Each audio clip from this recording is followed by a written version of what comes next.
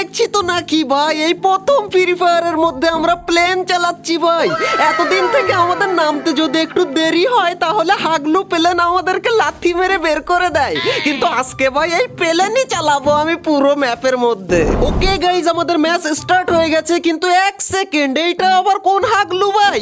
এত বড় জম্বি তো আমি আগে দেখিনি ভাই। হাগলুর অবস্থাটা দেখো, এখানে দাঁড়িয়ে কি করে? আচ্ছা, এ আমাদেরকে তুলে খেয়ে ফেলবে না তো ভাই? আমাকে প্লেন চালাতে হবে যে কোনো মূল্যে ভাই। এখানে হাগলু যেখানেই থাক না কেন আমার দেখার দরকার নেই। দেখো ভাই, ওই দিকে দেখে আবার এই দিকে ফিরেছে ভাই। আমার মনে হয় এ তুলে তুলে আছাড় মারে কিনা, আমাদের গু বের করে দেয় কিনা।